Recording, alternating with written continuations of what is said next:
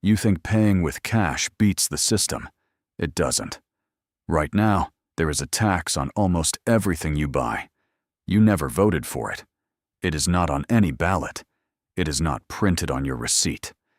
And here is the part that should bother you. You pay it even when you hand over cash. 2 companies set this tax, not a government, not a parliament. 2 companies. And last month, a $38 billion legal settlement finally put a number on how big it has quietly grown. So follow the money with me, because once you see where it goes, you cannot unsee it. And stick around, because the cleverest part of this whole machine is that they have got millions of us cheering for it. Let's walk through an ordinary day. You buy a coffee, tap. You grab lunch, tap. You fill up the car, tap. You do the weekly shop, tap, tap, tap. It feels free, doesn't it? Fast, clean, no cash to count. That is the magic trick. Because every time you tap, something reaches in and takes a slice. Not from you, you assume, from the store. Their problem, not yours. That is the story we all believe. And it is wrong. Here is what actually happens when that card beeps. The store does not get the full amount you paid. A slice is taken first, before the store sees a single cent. That slice has a name. It is called the swipe fee. And let me introduce you to the thing that takes it. Picture the card in your wallet, but give it a little hand. Every time you buy something, that hand slips out, reaches right past the shopkeeper, and lifts a coin off the top. Polite. Quiet. Every single time. That hand takes around 2 to 3% of everything you spend on a normal credit card. 2%. It sounds like a rounding error. It sounds like nothing. So let's make it real. You do a $100 grocery run. Before the store keeps a single dollar of it, $2, maybe $3 is lifted straight off the top. On one visit, who cares? But you shop 50, 60 times a year. Then multiply that by every household in the country. That rounding error becomes one of the largest rivers of money in the world. And who tells that little hand how much to take? Not really your bank on its own. The 2 networks the entire system runs on, Visa and Mastercard. Almost every card in your wallet rides on one of their 2 rails. They set the fee that stores must pay. And the store does not get a vote. If it wants to accept cards, and today it has no real choice, it pays. And it was not always like this. These networks began decades ago as a simple, useful idea. A shared way for banks to move money. But convenience has a habit of hardening into control. Once nearly every shopper carried the cards, the stores could no longer say no. Refuse the cards, and you refuse half your customers. So 2 companies ended up sitting at the toll gate of almost every purchase in the country. And a toll gate, once it exists, only ever learns to charge more. Year after year, that little hand reaches a little deeper. So where does the coin go once the hand has taken it? Follow it. First, the network keeps a cut, just for owning the rails. That is Visa or Mastercard. Then the biggest piece by far goes to the bank that issued your card. And a slice of that is quietly set aside to pay for one specific thing.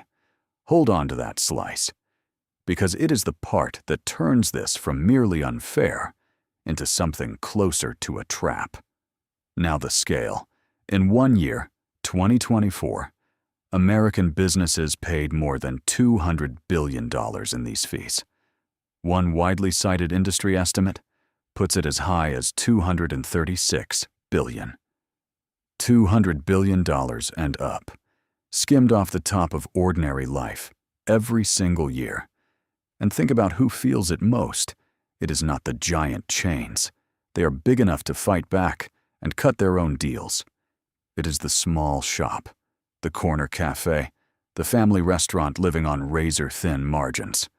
For them, That little hand in the till can be the gap between a good month and a bad one. So they raise their prices, and the fee lands right back on you. And here is a detail that should really sting. It does not have to be this high. In Europe, regulators stepped in years ago and capped the biggest piece of this fee, the part called interchange, at a fraction of a percent. Same card, same swipe, a tiny number instead of a fat one. The only thing that changed was which side of the ocean you happened to be standing on. Americans just pay more because nobody ever stopped the hand. And now the trick they would really rather you did not think about. Who actually pays it? On paper, the store pays. In the real world, the store does what any business does with a cost. It builds it into the price. Every price tag you have ever seen already has a little swipe fee tucked inside it, which means the person paying with cash pays it too. They just never get told. You count out exact change, feeling like the responsible one. And that little hand has already taken its cut, hidden inside the price, before you even walked in. And how is something this enormous invisible? That is not luck. It was designed. For years, the networks had rules that stopped stores from even telling you. A store could not add a surcharge for paying by card. It could not show you the fee at the till. It could not nudge you toward cash. There was even a rule with a friendly name. Honor all cards. It forced stores to accept every card and swallow the cost in silence. A tax works best when the people paying it have no idea it is there. Put it all together, and the average American household quietly hands over as much as $1,800 a year in these fees. Money you never felt leave your hand. No line item. No warning. Just a slightly higher price on everything. Forever. If nobody has ever explained this to you before, that is not an accident. This is exactly the kind of quiet machine this channel exists to pull apart. I follow your money into these giant companies, and I show you the hand in your pocket.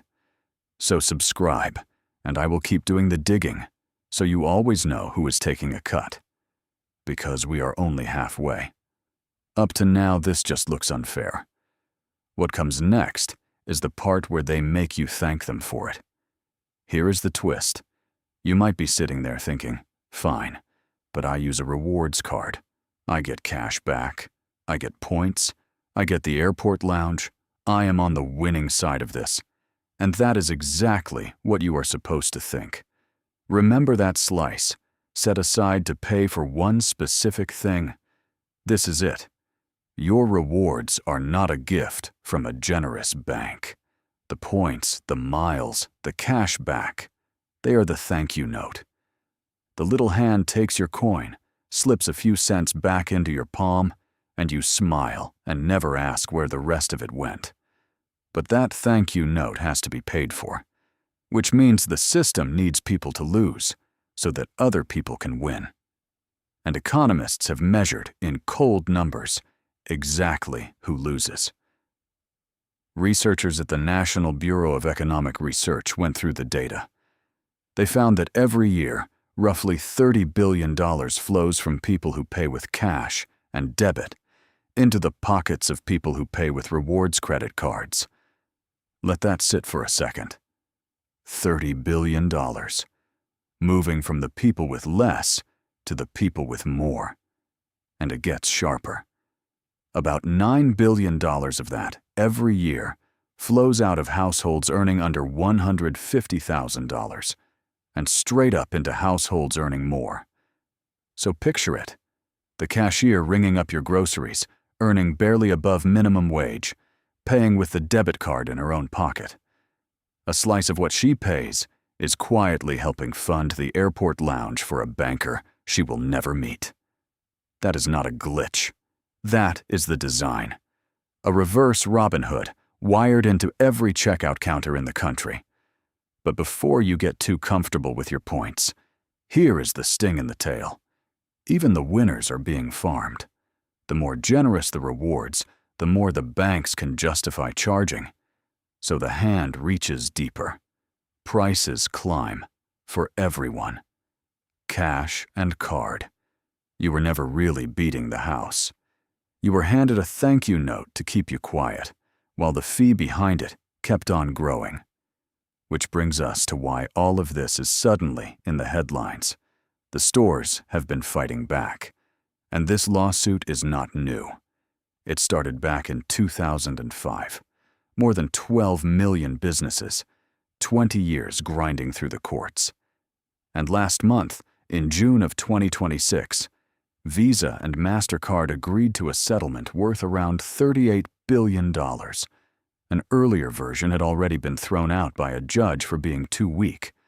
Now, to be fair, and to be accurate, the companies did not admit to doing anything wrong.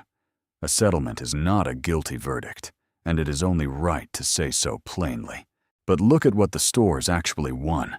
For the first time, they can refuse the most expensive rewards cards at the till. They can add a surcharge for using a premium card. They can offer you a discount for reaching for a cheaper one. After 20 years, that little hand might finally have to reach in where you can see it. And do not expect two companies to give up a golden goose without a fight. This is a river of money. Tens of billions of dollars every year for decades. The big retailers already say the deal is too soft. The networks say it goes plenty far enough. And in the middle sits your wallet, waiting to find out how much of that 2% you actually get to keep. This is not the end of the story. It is just the first time in 20 years the curtain has even moved. So, a happy ending? Not so fast. Here is the honest part. The part a lot of videos will quietly skip. If the stores stop swallowing that fee, your rewards are first on the chopping block. Those points are paid for by the exact fees now under attack. The experts already expect the perks to shrink and the annual fees to creep up. So even the thank you note may be getting smaller. So what does it actually mean for you, today, for your real money? 3 simple things. 1. That fee is baked into the price whether you pay by card or by cash. So paying cash does not make you the clever one. It never did. 2. If you do use a rewards card, pay it off in full every single month. The moment you carry a balance, the interest swallows every point you ever earned, and the bank wins twice. Rewards paid for with debt are not rewards. They are bait. 3. Now you know the hand is there, and you will never look at a price tag or a receipt the same way again. Because that is the real trick in all of this. It was never locked in a vault. It was hidden in plain sight, 1 or 2% at a time, on a scale so vast that 2 companies could sit in the middle of almost every purchase in an entire country and quietly take their cut of your life. You never voted for it. You just paid it. Every tap, every day. Now, at least, you can watch the hand move. So here is my question, and I actually want your answer down in the comments. After everything you just saw, are you still reaching for the rewards card? Or is it cash from here on out? Tell me. I rid them. And if this made you angry, good. Because credit cards are not the only machine with a hand in your pocket. I already followed the money into Amazon, and the quiet trick it pulled on 35 million people. That video is on the screen right now. Go watch it. Subscribe, and I will see you at the next register. Did you know? Well, now you do.